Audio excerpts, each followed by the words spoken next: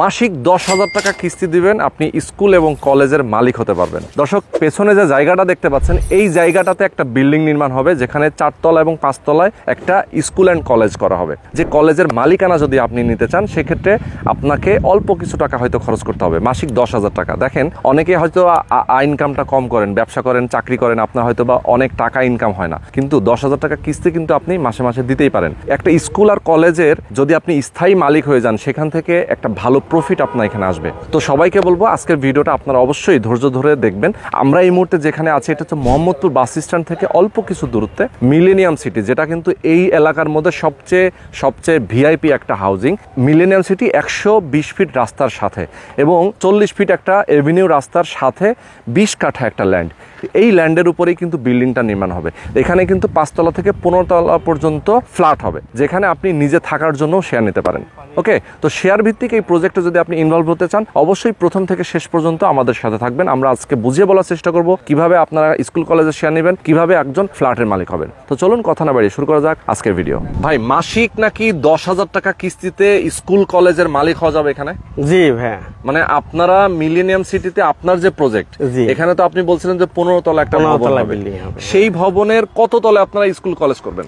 4 তলা এবং 5 তলা। 4 তলা এবং 5 তলায় যারা শেয়ার নেবে, তারা 10,000 টাকা করে মাসিক কিস্তি দিলেই কলেজ স্কুলের স্থায়ী মালিক হবে, তাই তো?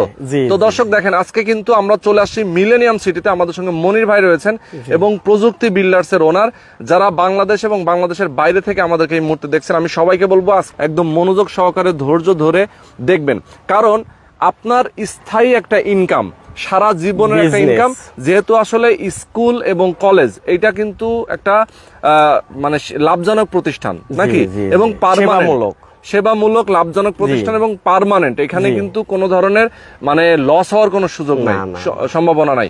তো আমি যার কারণে বলবো যে আজকের ভিডিওটা আপনাদের জন্য কিন্তু খুবই ইম্পর্টেন্ট। এখানে অলরেডি আপনার তো ফ্ল্যাটের শেয়ার গুলো প্রায় শেষ, মানে অ্যাপার্টমেন্টের যে শেয়ার গুলো সেগুলো অল্প কিছু বাকি আছে।